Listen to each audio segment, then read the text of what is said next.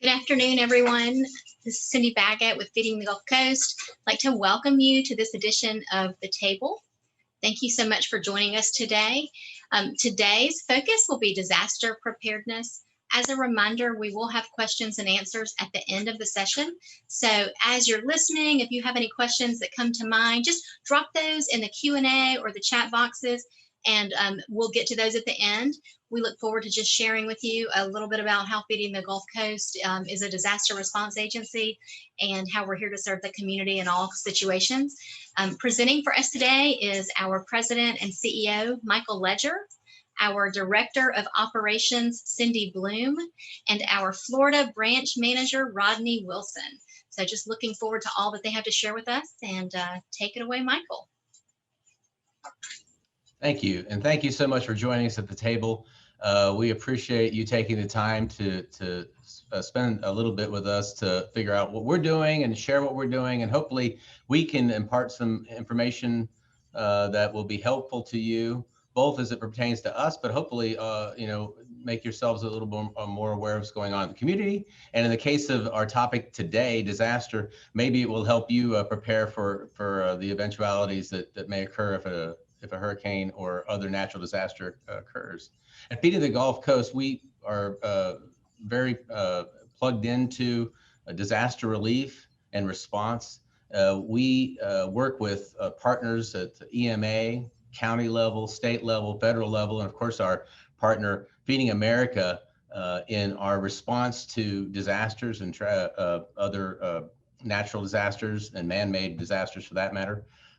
We at Feeding the Gulf Coast are committed to being a source of help at all times, but especially during a disaster. Throughout the hurricane season, we will be actively monitoring the progress of weather systems and responding to the needs of our community. We work with, as I said, national, state, local partners to ensure that we're in a position to provide emergency food assistance and other disaster relief supplies when needed. Food drives are a critical source for us to prepare and stock for essential items in the event of a disaster.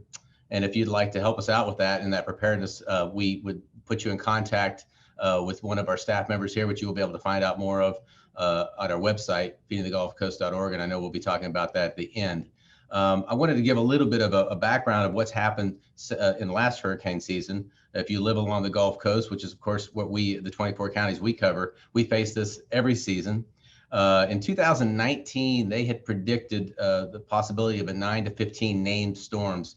And there were 18 of those, of which 6 were a hurricane, and 3 of those were a major hurricane. In 2020, I think we all heard that was supposed to be a very big season for us.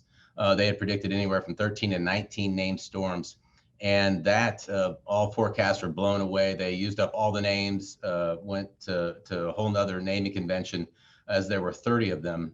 And 14 of those were hurricanes, 7 of which were major hurricanes.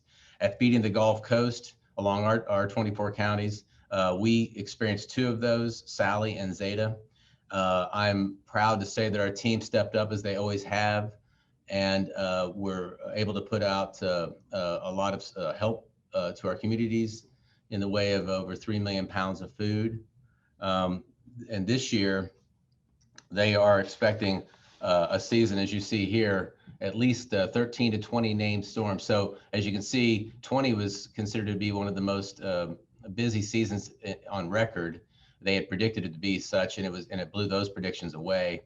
And here in 21, it's just a slight downtick from the predictions of 20, excuse me, with the possibility of 6 to 10 named hurricanes, 3 to 5 of which could be major hurricanes.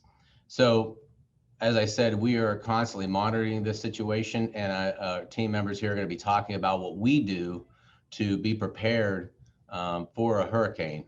I'd like to talk just for a moment about what you can do, and we sent some sources out. If you're not on our mailing list, let us know. You can go out on Feeding the Gulf Coast, and we will register yourself to make sure that you get the information that we put out. We have a great development and marketing team who's trying to provide resources to the community. But I'm going to cover a couple of those things. For yourselves, you want to make a plan, know and if what kind of disaster zone you live in, plan how you will leave and where you will go, prepare elderly, family members, and pets. These are things that we can forget about. What are we going to do with our pets during a situation like this? Prepare a household communication plan. Be familiar with routes and alternative routes. Build a kit. Be prepared for supplies that last at least 1 week for every person. We, of course, are out there to in response hours after a hurricane or other natural disaster occurs. But if you can make sure that you have something for yourselves while we're en route to get to you with food and water and other supplies, it only helps to ensure that there's relief for everyone. Store a kit in an easy to access area. Have medicine filled on hand for the entire family. Keep a kit at home, work, and in your vehicle. Stock them on batteries. And then, of course, there are steps to prepare your home, such as clearing debris, trimming trees, turn off propane tanks, install window coverings and secure doors if you have those. Clean out your refrigerator, which is where we come in, because obviously when there's a loss of power, even if you have, and people that never would dream that they would have a need of our services find themselves in a position where all of their food's gone bad, even in cases where their house may not have been directly impacted. But it's hard to get to a store. They've lost all their food because of the loss of power. And again, this is where Feeding the Gulf Coast hopes to be able to step in and help those in need. And then lastly, track for alerts, download apps such as FEMA, American Red Cross updates, follow your local weather. And of course, if they activate an emergency that includes evacuation, try to heed all of those. If you can remove yourself from the position of a storm's path, that's something you definitely want to do. So we take disaster preparedness very seriously here at Feeding the Gulf Coast. We just had a meeting hours before this meeting to talk about further plans, and we're going to talk more about what those plans are here shortly. But next we're going to be hearing a video, I believe. Oh, no, I'm sorry. That's right. We have our quiz. We have questions for you. So what was the first hurricane that the food bank responded to? So you see your choices here. There are 4 of them. Who can answer the first one we responded to? Drop your answer in the chat box if you have a guess. Yes. Okay. All right, the answer. Hurricane George made landfall September of 1998.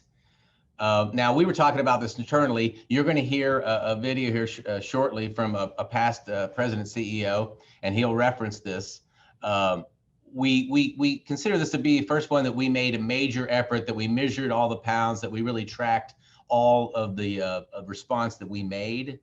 But we know that in our 40-year history, and by the way, it's our 40th anniversary this year, that we were active in other natural disasters, but maybe not in the formal way that we tracked and understood our relief efforts as we do with Hurricane George.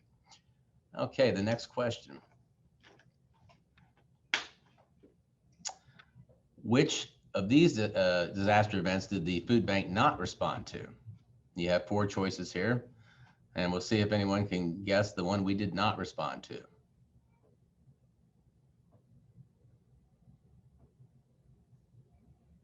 Okay, it is a trick question. We're sorry about that. But we've responded in some way to each of these events. When disaster hits in our area or our sister food banks, we're out to assist, such as we did with water that was provided for the last event that you saw there. And that's the thing I wanted to touch on. The ability to expand our reach really is impacted by our partnerships. Feeding America is able to plug us into one of our partner 200 other food banks across the country.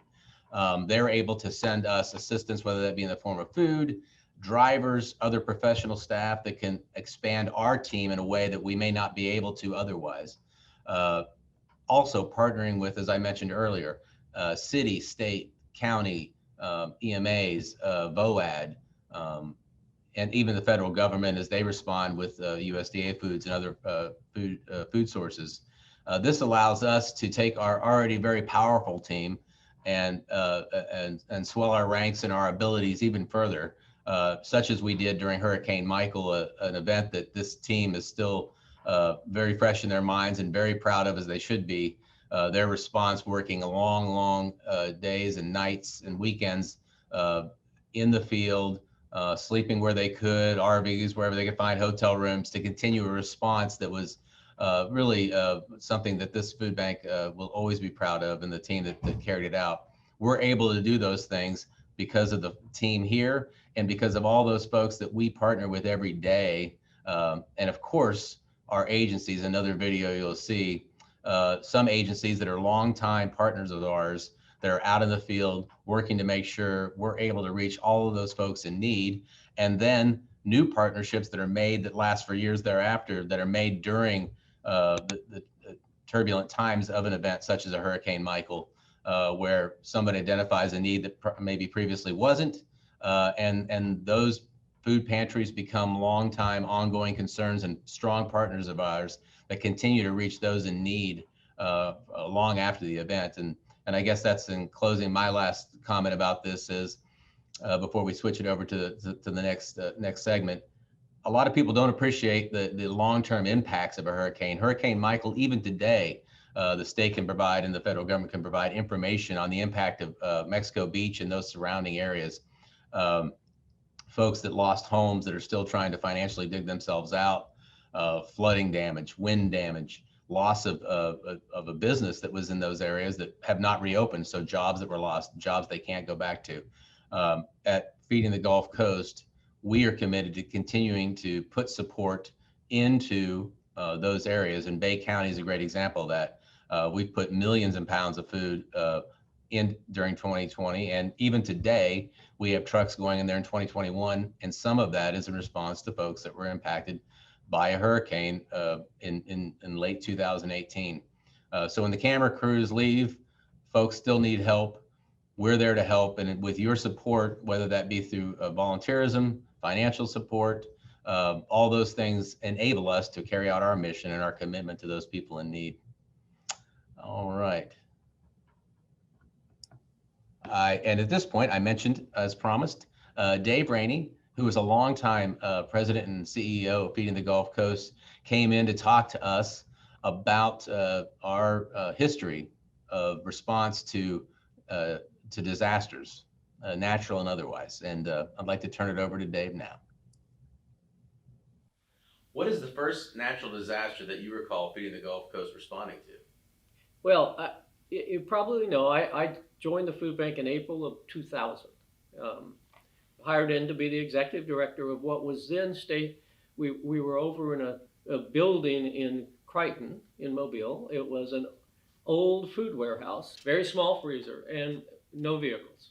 Actually, we had a pickup truck. But as a result, the staff was 11 people. And that was a growth from the first hurricane that the food bank experienced and that I got knowledge of. And that was Hurricane George in late 1998. So 18 months before I got there. At that time, the staff was even smaller, under 10 people. And no vehicles, as I said. It impacted Mobile and Baldwin County primarily, and it was a big rain event. Not a lot of storm damage except flooding. I looked at the statistics because I wasn't here, and it got 20 inches of rain in Mobile County, up to 30 inches of rain in some of the rural counties and along the Florida coast, because it came in and then turned and just walked along the coast for several days, just dumping rain. So we had a lot of flooding, a lot of power outages. The food bank that year did less than 4 million pounds of food, but over 1 million for the storm. Now, why did I care about that? Jimmy Buffett held a concert and donated $150,000 to the food bank from that concert. That was 15%, essentially the down payment on building the warehouse we're sitting in today. This warehouse was built in 2000. His money was the seed money for a capital campaign to raise $1 million and build this warehouse. Now, everybody knows about Katrina. 2005, August of 2005. What they forget is Ivan, which happened September of 2004, 11 months beforehand.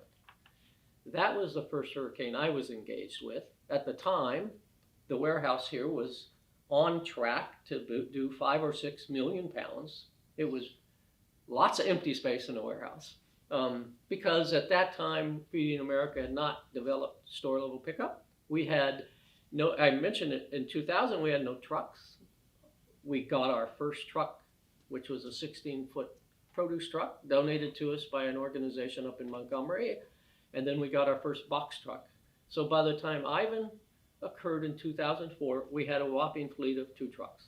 Ivan came in and it severely impacted Gulf Shores and Baldwin County, and moderately impacted Mobile, and moderately impacted the Mississippi coast. It did impact Pensacola.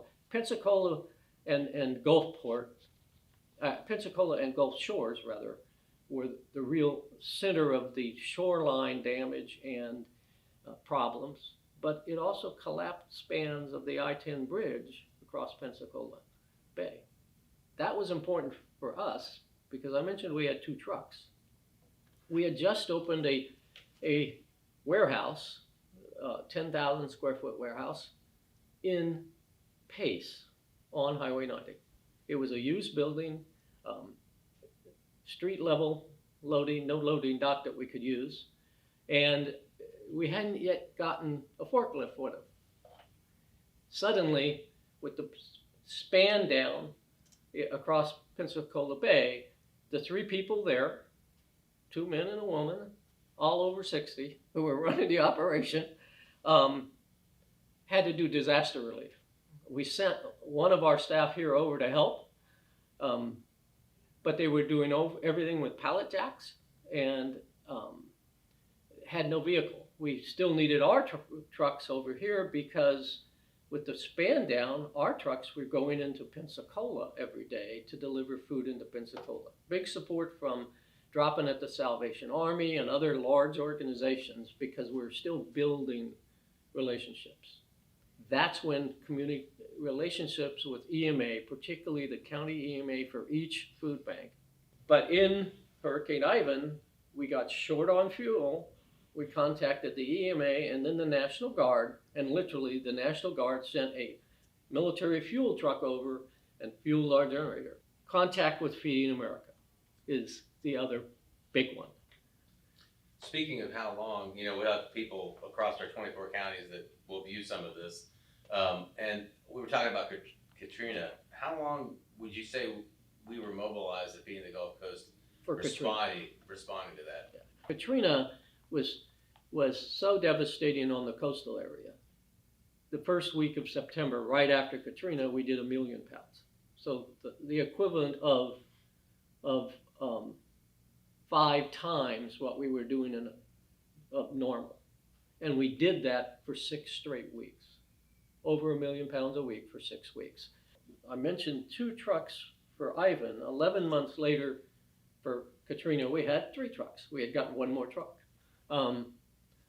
So we still depended on transportation. And that's where reaching out gets to be important. In those first 6 weeks, it took a week before a truck from Fort Myers showed up with a driver, able to stay for a month. Another week later, a truck from Kansas City, a tractor trailer rather than a box truck, showed up. He was willing to stay, and he stayed about a month. So those 2 trucks, plus agencies and volunteers pouring in to haul things. Agencies with trailers became very critical. And they were a big help hauling food. Small volunteer groups pitched in, and that first 6 weeks, the 5 or 6 trucks we were using was good enough to get 1 million pounds a week out. At that time, one of the trailers and trucks being loaded was from the Talladega Raceway. They sent 3 guys down with a truck and trailer, all fancied up with a paint job. We load the truck, and it's gone. And so Talladega Raceway is delivering 3,000 pounds for us. And churches did that as well. The other big change is operations here was so packed with food, the response was tremendous, that we needed a place to do sorting. The sorting room that we have here didn't exist. That was built after Katrina as a result of Katrina. So Day Springs Church on Cody Road offered their auditorium as a packing center. And literally we shipped some forklifts and things over there, and they set up tables, and we had truckloads go straight to them. We had one temp hire working over there to keep track for us, and they had hundreds of volunteers packing for us, and we're doing the offsite. We had to bring, there was a merge of the refrigerated product because it had to stay here, but a lot of stuff went straight there, and they packed millions of pounds for about 3 months. Wow, that's an amazing story. It really does show how we may be a hub for food, but it really takes a lot of folks to step partnerships. in. And it's interesting. It was interesting to me in February, because when I was contacted by Providence Hospital that, you're one of the old guys, you got to get your COVID-19 shot. You're going to Day Springs Church to get it. And it was that same church running a vaccination center. And if you got your shot there, it was extremely well run. They had 50 people in there, 10 vaccination stations. An organization like that is a partner in time of crisis. Finding them and working with them is something very, very important. That's how actually Protestant Pantry across the bay got its start. Disaster support. They weren't in their warehouse now. They were in an old grocery store in Spanish Fort, and they operated out of there doing packing and turnaround for Baldwin County. So finding those partners, and they may be somebody you never heard of. They just come up, and they may be long-term partners as a result. But I said 6 weeks, 6 million pounds.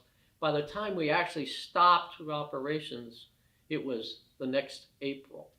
So we did 6 months. And it dwindled, but we did 15 million pounds of disaster relief during Hurricane Katrina. Speaking of disasters, we were talking about earlier different kinds of disasters, and the BP oil spill was one of those. Can you talk about that now? The Gulf Coast was involved? Let's see.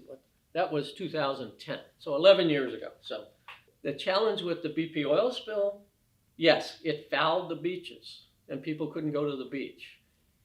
But there was no down power lines. There was no damaged roads. But a large number of people in the hotel industry, in the beachside food industry, and in the fishing industry, and in the oil industry were out of jobs. So it was instant large-scale unemployment on a very, very concentrated scale. When COVID-19 hit last year, the Feeding the Gulf Coast and a lot of food banks in America were suddenly hit with surges of people who were instantly out of employment, disruption, but not damage. So the things that you experienced with COVID-19 and in the past year are very reflective of what would happen if there was another BP oil spill. And it was concentrated. We did food distributions at places like Biola Battery, the fishing community in Gulfport, along the coast in Gulf Shores and such. But we also had to do some in areas north of the beaches, especially in Florida, because they were closed for a while as well, because so many people who work in the restaurant industry along the Florida coast can't afford to live there. So they're living north of I-10 in the rural towns. So don't just look at the point. You don't look at the point of disaster. You look at who's impacted, and sometimes it's not obvious that you need to be distributing food in Crestview, not in Destin. Thank you. We want to thank Dave for coming in and sharing all of that information with us. I think there's so many great takeaways from that. And some of the ones that spoke to me the most was having just gone through COVID with this team, well over a year of responding to a disaster that really affected the entire country. So in the rare case, we were unable to call our partners and say, can you come send us trucks and people? Because pretty much everyone found themselves in that same position. But our team still managed to find a way through the support of an amazing community that provided financial resources, provided volunteers, and allowed us again to step up and do things we didn't think were possible in the way of providing 38 million pounds of food across all of our 24 counties. Another thing that really stands out from this is where the people are affected. And even though we're in this biz, you might say, it's still a challenge to find where the people are affected. And they're out there. And I think it's our mission, part of our mission, and I think we have a great team that works to make this happen, is to try to show you what we see. Who are those people that are affected? Where are they at? Are they in underserved communities? Are they in rural areas? Maybe they're in a very metropolitan pocket within a city, but they're still being underserved, or they're facing poverty in a disproportionate way. All of these people are impacted much more heavily when something like a COVID or a BP oil spill occurs, and of course during a hurricane or other natural disaster, all the same. They're disproportionately impacted. Of course, we find people in our lines that need help that never thought they'd be there.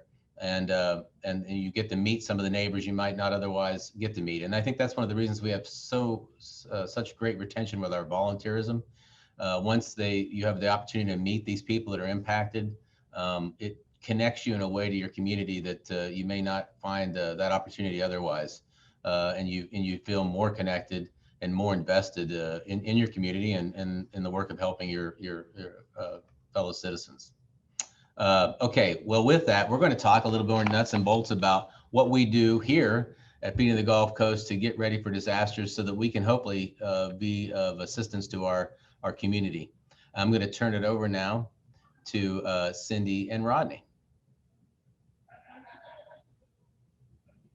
Good afternoon, and thank you for joining this month's edition of our roundtable. For those of you who haven't met me, my name is Rodney Wilson. I am the branch manager for our Florida Panhandle location. So today I want to take a few minutes to discuss how our food bank plans at operation level prior to the storm making landfall. As we all know, hurricane season starts on June 1st and lasts until November 30th. Disaster relief is a core component of our mission, and as our service area is prone to hurricanes and other disasters, we want to be well prepared before a disaster strikes so we can help our communities begin recovery quickly. So our preparation begins way before hurricane season as we conduct various checks of all of our equipment throughout our warehouse. We begin reaching out to our emergency management contacts across our service area, and we also review and update our disaster plan. To help us do this, we have a checklist that will help us prepare. Each department uses this checklist to go through various checks to make sure all the equipment's in place, working, and all of our administrative paperwork's all in line as to be prepared for the hurricane. A couple things on the checklist at operation level is we perform maintenance of all of our warehouse equipment, which includes our forklifts and pallet jacks and all of our trucks. You know, we got to have this equipment 100% operational so we can continue our mission. Another vital thing for our warehouse is that our warehouses are equipped with backup generators. In the event of a power outage, these generators are important to our organization so we can continue operations throughout the storm. We typically coordinate ahead of time to make arrangements for fuel to be delivered to refuel our generators and trucks that needed. This allows us to continue operations. Another vital thing that we do is we have all of our drivers and all of our staff will have ID cards made up. That way they're able to enter areas that may be restricted otherwise. Talk a little bit about the days of the pre-storm, actively monitor the system, prepare areas that we anticipate that'll be impacted by the storm. So we establish and maintain relationships with key disaster partners, which include our EMAs, our VODs for each county. And by maintaining this communication with them, we can pre-plan what areas we can distribute food and water. We also communicate with Feeding America, state associations, and other emergency response organizations serve in affected areas on a daily basis. They are quick to respond with any assistance that we may need, from personnel to supplies. One example, last year during Hurricane Sally hit Northwest Florida, within 12 hours of the storm hitting, we had truckloads of water and MREs shipped to us from our partner food banks. In addition, at our warehouse, we typically like to keep a 72-hour supply of disaster food and water on hand so we can respond immediately once it's safe for our drivers to get on the road. This supply is pre-staged on our trucks and ready to distribute once we know the storm is going to hit land. And like I said, once it's safe for our drivers to resume operations, we'll begin distributing. Last year during Hurricane Sally, we were placing food in our communities within 12 to 24 hours of the storm making landfall. One last thing, our agency relation teams, they play a big part in the pre-storm preparation. They'll reach out to agencies in respective counties. They'll discuss what their capabilities and need would be if the storm hits their areas. And we want to be prepared and have a plan in place way before that storm makes landfall.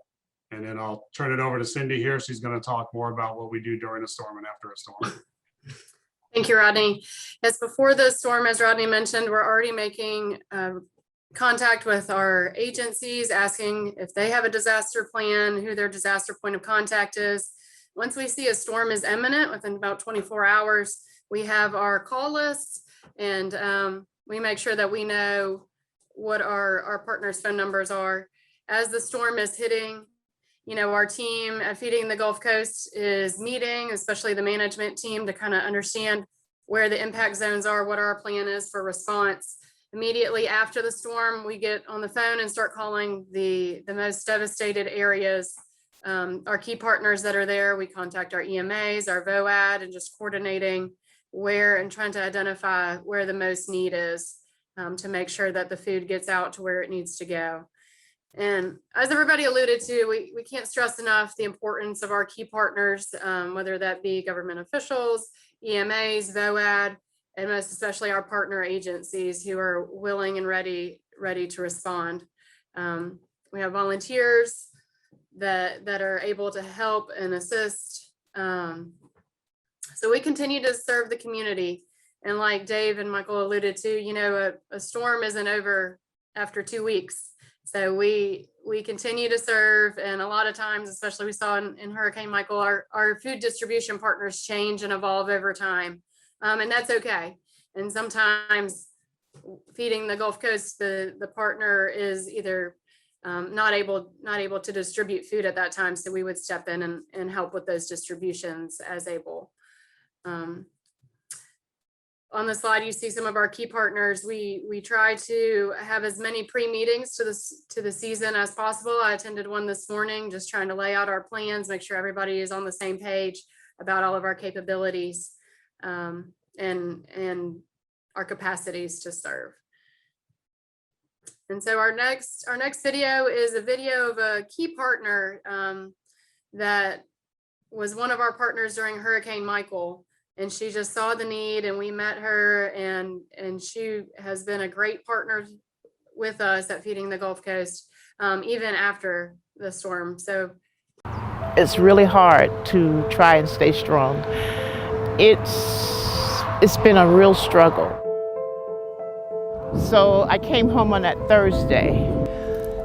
Houses, the roofs were gone. We had to go around cars all on the side of the road that were twisted all on the side of the road. It was really heartbreaking to see. And the smell was so bad, we couldn't stay here in the house. The rotten smell from the lake. People were bathing in the lake. I mean, literally, elderly people were coming down here, literally soap and water washing off in the lake. Alicia came to me from Feeding the Gulf Coast and asked me, would I take food every week or every month right after the hurricane? And I told her, yes, we would. What could we get to feed? Because there was a lot of people asking for food. Tony Gaynor had, along with the congregation of Mount Moriah, had this vision and had this desire to help their community. So they wanted to make this a food bank that would be here indefinitely for their community, which was devastated. So my husband built a handicap ramp, and I came over and we cleaned out the building. every day, sorting through things and trying to figure out what people needed.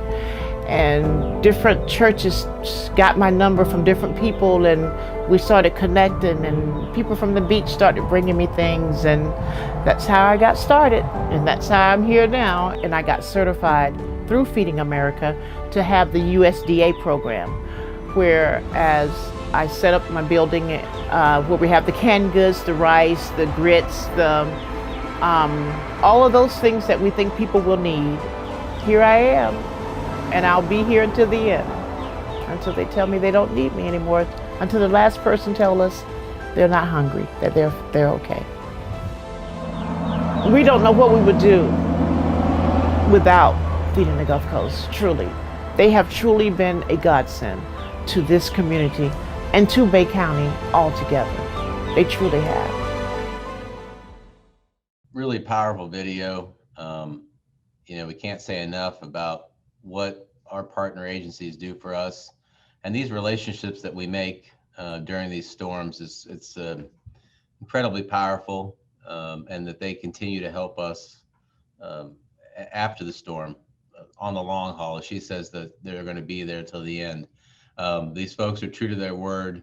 What they give of their time and their resources is inspiring to our team. We hope it inspires you across the community. We hope that you choose to participate in any way you can. I know Cindy will talk more about that in a moment.